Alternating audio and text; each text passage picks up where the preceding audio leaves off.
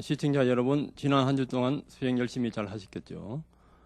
이번 시간에는 마지막 그 칠판 강의로서 모든 부처님이 가셨던 옛길인 팔정도에 대해서 설명을 해드리겠습니다. 부처님이 깨달음을 얻기 전에 그 보살이었을 때 생각을 하셨습니다. 왜 사람은 태어나서 죽게 되며 왜 이런 고통은 어디서 오는가? 사람의 존재가 있기 때문에 그런 나고 죽는다 이거죠. 존재는 어디서 오는가? 존재를 할 때는 욕계, 색계, 무색계인데 그 존재는 집착에서 온다 이거죠. 그러면 그 집착은 어디서 오는가? 집착은 지난 시간에 감각에 대한 집착, 나에 대한 집착, 개내 이론, 도그마에 대한 집착, 의식에 대한 집착. 그것은 가래에서 온다 이거죠. 가래는 더 즐거움을 취하라 하는 것인데 그것은 어디서 오는가? 그것은 감각에서 온다 이거죠. 그 감각은 어디서 오는가? 감각은 뭔가 부딪혀야지 오는데 주관객관요. 그 부딪힘은 어디서 오는가? 그것은 우리가 색성량 미촉법 안이비설신이 눈으로 볼 때, 귀로 소리를 들을 때, 코로 냄새 맡을 때, 혀로 맛을 볼 때, 몸으로 촉감 느낄 때, 생각이 주체로서 대상을 느낄 때, 그때 촉이 일어나면서 감각이 일어나면서 거대한 가래가 일어나서 집착이 나서 나란 존재가 있다 이거죠. 그러면 유기입은 어디서 오는가? 그때는 맹색, 우리 몸과 마음에서 오는데 그 몸과 마음은 어디서 오는가? 우리의 과거 모든 업식이 축적된 무의식에서 온다 이거죠. 그럼 그 무의식은 어디서 오는가? 그것은 몸과 마음에서 온다 이거죠. 이것을 재식연기라 하는데 그러면은 이 나고 죽는 괴로움에서 벗어나기 위해서는 의식을 무의식인 이때 무의식은 무명과 업을 포함하고 있습니다. 무의식이라 할 때는 무명과 업이 포함됩니다. 무의식을 없애면은 맹색이 없어지고 맹색이 없어지면은 유깁이 없어지고 유깁이 없어지면은 촉수, 애치 그래서 생사가 다 해탈되었구나. 그럼 그렇게 가는 길은 뭔가? 그 길이 팔정도다 이거죠. 그에 대해서 이제 유명한 비유법이 있는데 어떤 신하가 어떤 숲속을 걸어가는데 커다란 길이 있었어요. 그 길을 따라가니까 아주 찬란한 보배가 가득 찬 왕궁이 있었는데 그 왕궁을 쫓아가서 자기 이 왕한테 말씀을 드리고 이 왕궁을 거두소서 합니다. 그와 마찬가지로 부처님이 발견하셨던 이 팔정도의 길도 부처님이 만드신 것이 아니고 고타마 붓다가 만드신 것이 아니고 깨닫고 보니까 원래 모든 부처님들이 가셨던 그 길이다 이거죠. 그래서 우리는 우리들도 똑같이 부처님이 가셨던 그 길을 따라가면은 우리 내면에 있는 그 무한대의 그 열반의 세계, 그 무한대의 평화와 자유가 가득한 그 왕궁을 우리도 발견할 수가 있습니다. 그래서 오늘은 팔정도에 대해서 제가 조금씩 설명을 드리겠습니다. 팔정도에서는 가장 먼저 정견입니다. 정견, 정사유, 정어, 정업, 정명, 정정진, 정념, 정정인데 정견하고 정사유가 해에 해당합니다. 그러니까 불교는 처음부터 그 해로 시작하는 거예요. 해. 이해가 되어야 됩니다.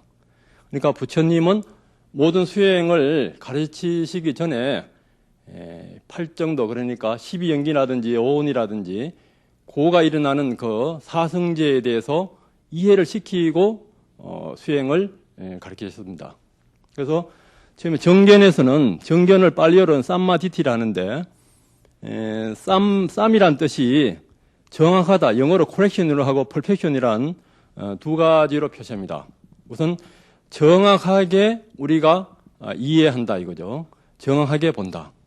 무엇을 정확하게 보냐 하면은 고통이 뭐고 집이 고통이 일어나는 원인입니다. 멸은 고통이 소멸한 열반의 세계. 도는 열반으로 가는 그 길입니다. 그것을 이해를 하는데 빨리오는 이걸 냐냐래요, 냐냐. 냐냐가 이제 빤냐하고 동의어입니다. 냐냐는 전체적으로 하는 것이고, 빤냐는 이제 하나하나 부분적으로 꿰뚫어 보는 그런 특성이 있는데, 이것을 바꿔가며 쓰기도 합니다. 이렇게 지혜로서 고통이 뭐고, 고통이 일어난 원인, 그리고 그 멸한 그 자리, 가는 길, 그것을 지혜로 아는 것입니다. 그 머리로 아는 것이 아니고요. 그러니까 분석이라든지 분별이 아닙니다. 비춰보면서 빤냐로 직관적으로 비춰보면서 아는 것입니다. 그래서 그 고통이 뭐냐, 생로병사, 보고 싶은 사람을 못 보는 거, 얻고 싶은 것을 못 얻는 거, 사랑하는 사람하고 이별하는 거, 그 고통이 제가 첫 시간에 이제 강의해드렸듯이 결국은 오온에 대한 고통입니다. 오온. 우리 몸과 마음요. 그러니까 색수 상인식에 대한 결국 아까 이제 연기에서 이 맹색이 오온인데 이 몸을 나로 보고 마음을 이때 마음은 이제 그 수상행식 그 마음을 나로 보는 거. 나로 보게 되면은 그에 대해서 이제 그 집착이 일어나게 됐어요. 집착. 그러니까 이 나로 보는 이 자체가 무명이고 집착이 일어나는 것이 이 가래입니다. 그러니까 고하고 집은 항상 같이 가게 되어 있습니다. 그래서 고하고 집이 일어나는 것을 식으로 보는 것이 아니고 빤냐로 보는 겁니다. 빤냐. 이것이 오온인데 오온을 이제 첫 시간에 말씀드렸듯이 색성량 미촉법이잖아요.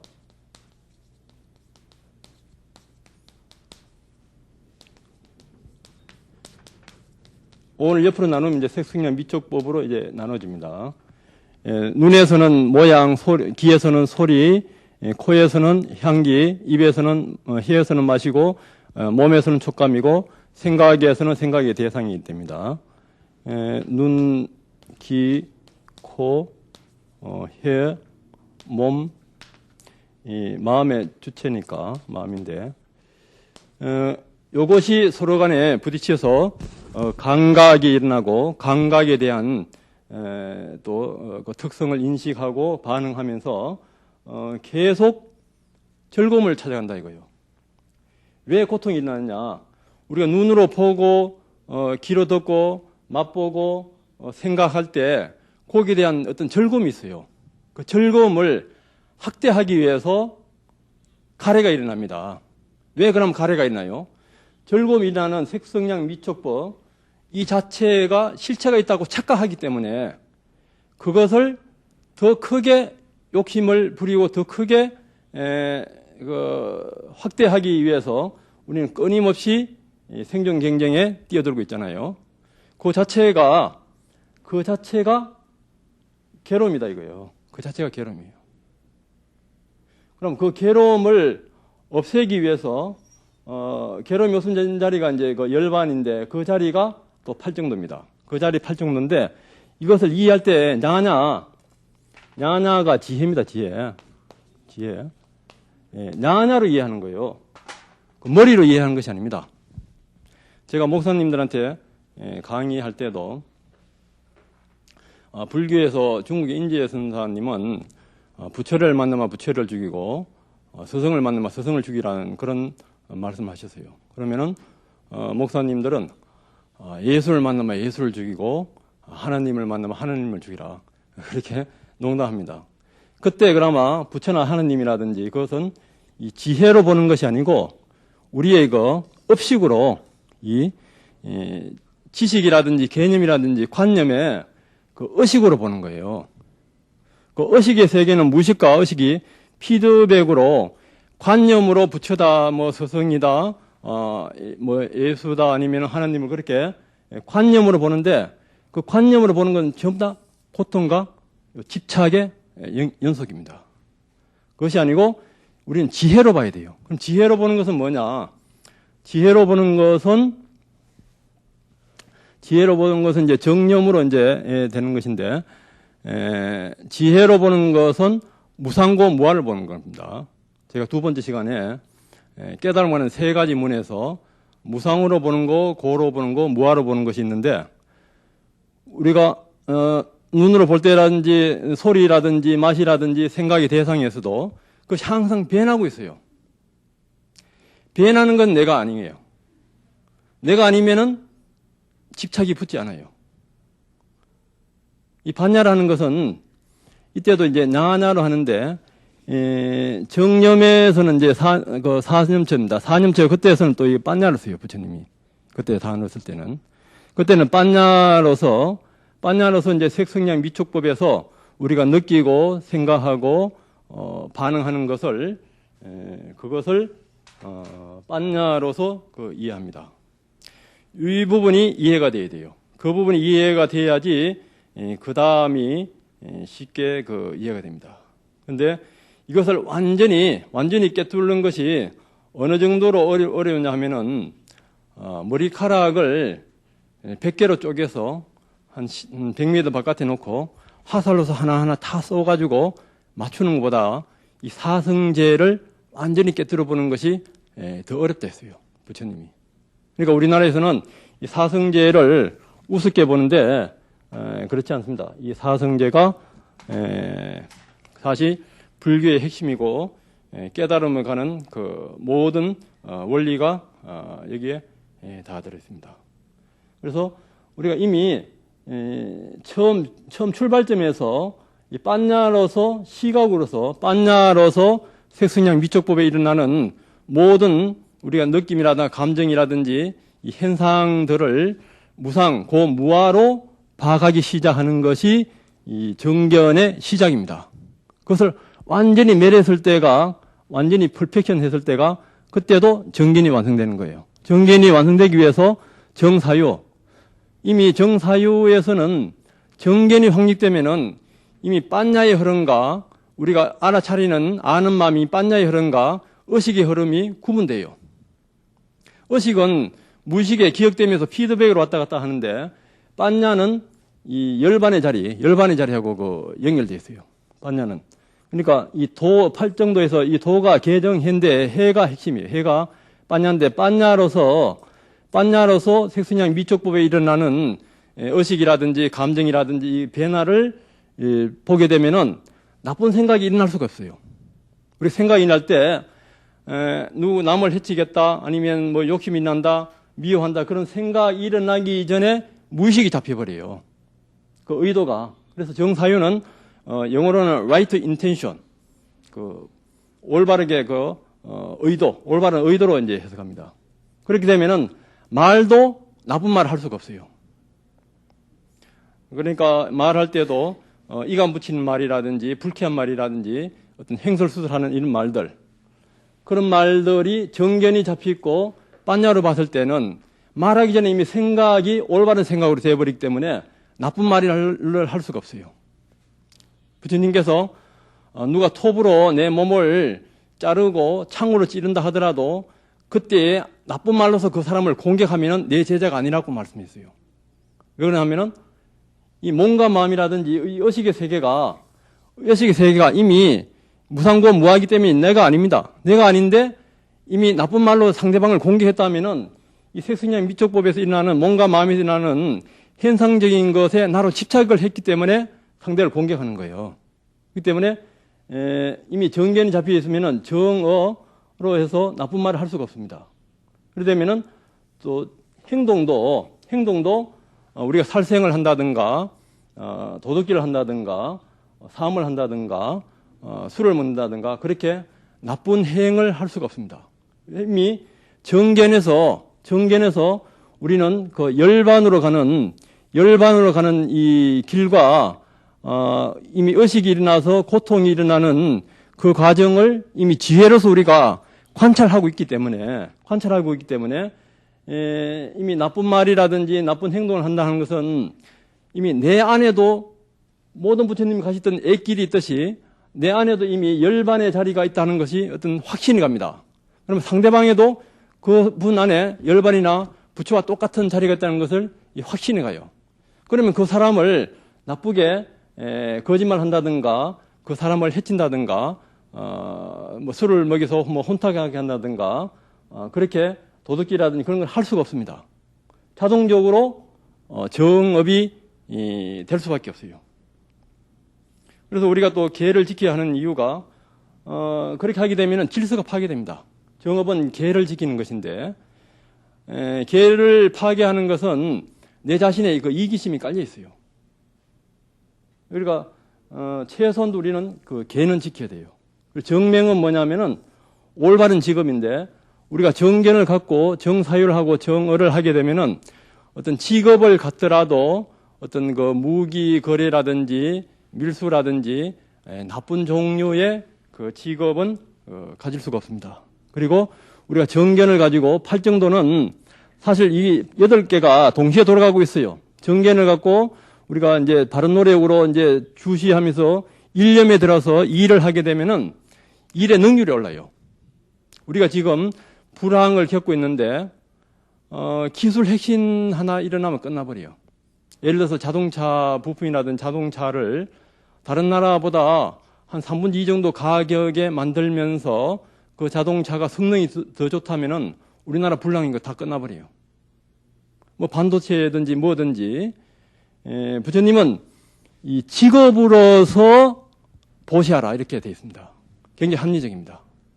직업으로서 그 직업에 자기가 올바른 생각이라든지 정념을 해서 직업의 그 능률을 올리면은 그 직업을 통해서 값싼 제품을 통해서 모든 그 중생들을 이롭게 한다 이거예요. 그래서 기업의 그 사명도 돈을 많이 벌이가 가난한 사람을 구하는 것이 아니고 그것도 필요하겠지만은 좋은 제품을 값싸게 만들어서 많은 이윤을 창출하면서 세금을 많이 내고 복지도 이루면서 그리고 많은 사람을 실업도 구하고 많은 좋은 제품을 값싸게 보급하고 그것이 부처님의 그 정명입니다. 부처님은 이미 현대 산업 사회에 대비해서까지 이게 다 통하게 됐습니다. 정경지는 뭐냐면은 그 올바른 노력인데요. 우리가 정견이 잡혀 있으면은 정견에서 이미 빤냐하고 의식의 흐름은 전부 다 나란 집착과 이 칼에 더 좋은 것을 취하는 감각이 같이 굴러갑니다. 그것이 구분되면서 그 자체가 무상이고 괴롭고 내가 아니라는 것을 알기 때문에 올바른 생각을 하고 올바른 말로 올바른 행동으로 이렇게 하는데 그래도 우리의 그 숙세업에 의해서 나쁜 생각이라든지 번뇌라든지 이것이 일어납니다. 그때 일어날 때 다시 한번 알아차리면 돼요. 내한테 망상이 있구나. 내한테 언심이 있구나. 내한테 잘못된 생각이 있구나. 알아차리면 없어지게 됐어요. 정경진에서는 4가지가 있는데 예방하는 노력이 있고 나쁜 생각이 일어났을 때 극복하는 노력이 있고 또 좋은 빤냐를 일으키는 마음이 있고 또 유지시키는 마음이 있어요. 그러니까 정경진을 어느 정도로 정경진해야 하냐 하면은 부처님은 그 머리에 불이 붙었을 때 불 붙는 것은 늦게 끄더라도 번뇌는 더 빨리 꺼라 이거예요. 그리고 시퍼런 칼이 가슴에 박혔을 때 그것을 뽑아야 하듯이 번뇌도 그렇게 뽑아야 된다 이거예요. 사리불존자도 망상을 즐기는 그 짐승과 같은 무리는 위 없는 깨달음에 도달하지 못한다 했습니다. 대부분 망상을 즐겨요. 첫 번째 일어나는 망상에서 두 번째 일어나는 망상만 가지 않으면 깨닫는 시간 문제예요. 근데 보통 사람은 그 망상을 즐깁니다. 그렇기 때문에 두 번째, 세 번째 망상은 조건 반사적인 성질이 있어요. 색수상인식에서 행은 조건 반사적으로 더 좋은 것을 집착하면서 계속 일어납니다. 일파자동 만파수로서요. 이렇게 한 파도가 계속 파도를 일으키듯이 그렇게 가요. 그때 정경진을 하는데 이 삿띠 주시하면서 알아차리는 거예요. 망상이 일어나는 건 즉각 알아차리게 되면은 정념은 이제 4념처 몸하고 감각하고 마음하고 법에 대해서 우리가 이제 알아차리는 건데 이때까지 강의해온 것이 4념처 이거 정념입니다. 그 정념이 되게 되면은 정경진과 정념이 우리가 계속 그 망상이 일어났을 때라든지 나쁜 생각이 일어났을 때 알아차리고 또 알아차리고 또 알아차리고 이래 되면은 나중에는 힘이 붙어서 저절로 알아차리게 돼요. 일선정에서는 위탁과 입자라 해가지고 자기가 노력을 하고 노력을 유지시키기 위한 그것이 계속 일으켜야 돼요. 근데 이 선정에 가게 되면은 노력을 일으키지 않아도 저절로 가게 되어 있습니다. 예를 들어서 로켓을 쏘게 되면은 대기권을 벗어나기 전까지는 계속 불을 뿜으면서 추진 있게 대기권을 벗어납니다. 근데 대기권을 벗어나게 되면은 무중력 상태에서는 자동적으로 돌아가요. 우리의 노력도 이 빤냐를 가지고 계속 알아차림을 처음에는 자꾸 놓치는데 또 알아차리고 또 알아차리고 정정진이 중요합니다. 그러니까 정정진을 가지고 주시하면서 알아차리면서 계속 그 신수신법을 몸과 마음을 알아차려 가게 되면은 또 하고 또 하고 하게 되면은 이 지혜가 점점 커지면서 이 망상이라든지 생각이라든지 감정 이 자체가 내가 아니고 고통스러운 것을 알게 되면은 그 자체가 일어나기 이전에 나중엔 낌새부터 알게 돼요. 그런데 망상이 일어나기 그 원인부터 제거됩니다. 그다음에 또 알아차리고 또 알아차리고 이렇게 되면은 로켓이 무중력 상태는 저절로 가듯이 이제 알아차리는 것이 저절로 알아차려져 버려요. 저절로 이제 반야가 그렇게 이어집니다. 그렇게 되면 이제 저절로 정의되고 그때 완전한 깨달음이 돼서 완전한 깨달음이 그러니까 지난 시간에 했던 10가지 번뇌가 다 없어졌을 때 그때 완전한 퍼펙션, 본강, 완전한 정견이 되는 거예요.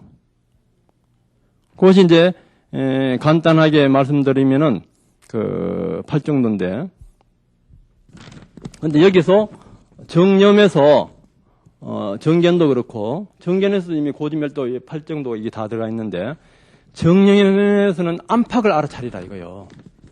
내 자신도 그렇게 보지만은 다른 사람도 그렇게 봐라. 자연도 그렇게 보고 이제 바깥은 스승의 미촉법입니다. 이것은 다른 사람과 우주 자연은 모든 것이 포함됩니다. 여기서 부처님의 자비사성이 포함되어 있습니다. 이 8정도 안에 이미 보시라든지 이것이 다 포함되어 있어요. 그래서 유명한 비유가 있는데 어떤 고개사가 옛날에 그 짱대를 가지고 외주를 타는 그 서커스단 있잖아요. 그 이제 짱대를 갖고 있고 그 짱대 또 내 어깨 위에 그 짱대를 거치고 사람이 또 올라가 있잖아요.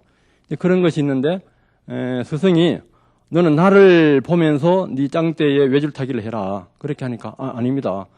나는 스승을 볼 때는 이미 내 자신의 발을 헛디디기 때문에 내가 떨어집니다. 그래서 나는 나를 먼저 보겠습니다. 이제 그 비유를 듣고 부처님께서는 나도 보고 남도 보고 같이 보라 이거요. 이제 그 중요한 것은 정견에서 이제 무상고 무아를 보는 건데 무상고 무아를 보는데 그것도 중요한 재미있는 비유법이 있습니다. 이 몸이라는 것이 물질이라는 것이 어느 정도로 무상하냐면은 어떤 부부가 사막을 가는데 워낙 배가 고파서 데리고 다니는 애를 나중에 먹을 거 없으니까 애를 잡아먹었다 이거예요. 그래서 그 사막을 다 통하고 나서는 우리 애가 어디 갔냐 하면서 막 땅을 치고 운다 이거예요. 또 감각은 어느 정도로 무상하냐 하면은 소를 껍데기를 벗겨 가지고 어떤 언덕에 대게 있으면은 많은 벌레들이 와가지고 소의 고기를 다 파먹어요. 또 색수상에서 행은 힘센 사람이 어린애를 숯불이나 불덩어리에 엿듯이 아무리 자기가 반항을 해도 그 숯불을 엿는 그 힘센 장사를 당해낼 수는 없어요. 우리가 지은 업은 정업은 부처님도 남면이라고 그 업은 오게 돼 있습니다.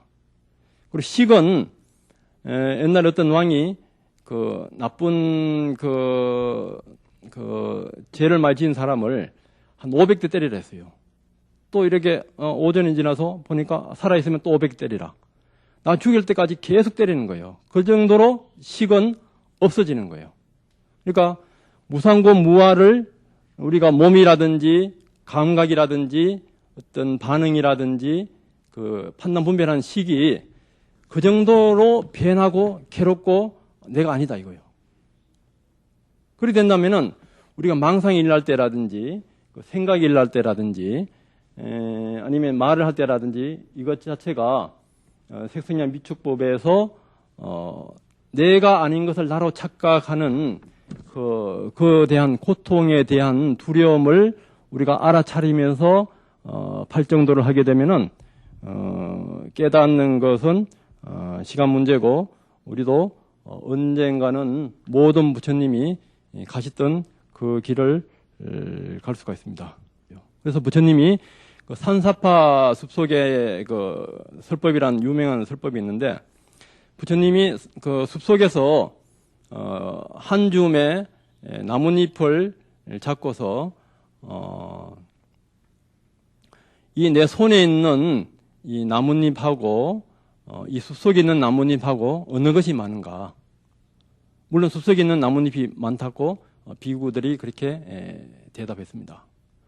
그래서 내가 지금까지 설법한 것은 이 한 줌에 있는 나뭇잎에 불과하다 이거예요. 그것이 사성제인데 너희들은 이 사성제만 알면 되지 그 위의 것은 알 필요가 없다 이거죠. 예를 들어서 부처님이 지금같이 뭐 외국어라든지 뭐 과학이나 의학이라든지 뭐 다른 모든 학문이라 이런 것들을 말씀하지는 않으셨거든요. 물론 다 알고 계시겠지만요. 그 권한을 아시기 때문에 그래서 이 팔정도 사성제 이것만 하더라도 이 어리석음이라든지 신통을 얻는 거라든지 어리석음을 없애고 깨달음하고 열반하는데 충분하다 이거예요. 그리고 마지막 또 다른 그 상경 유경에 보면은 이 팔정도 사성제 안에 모든 경전의 내용이 다 포함되어 있다 이거죠.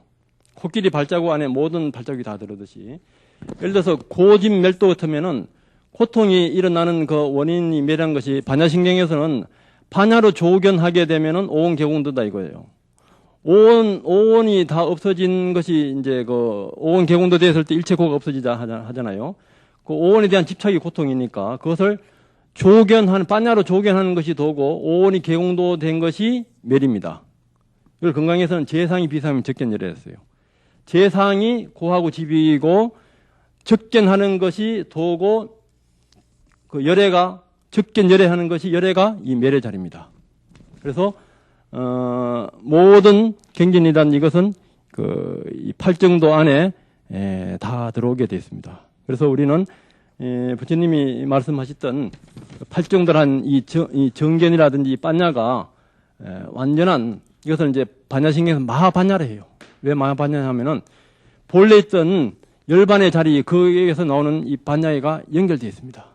그렇기 때문에 우리는 마하반야의 의지에서 우리는 정어, 정사유, 정어, 정업, 정명, 정정진, 정령 하면서 정정하게 되면 바로 부처의 자리에 갈 수가 있습니다. 그래서 여러분들도 팔정도로서 부처님의 자리에 가기를 바라면서 오늘 강의 마치겠습니다. 감사합니다. 승부합시오.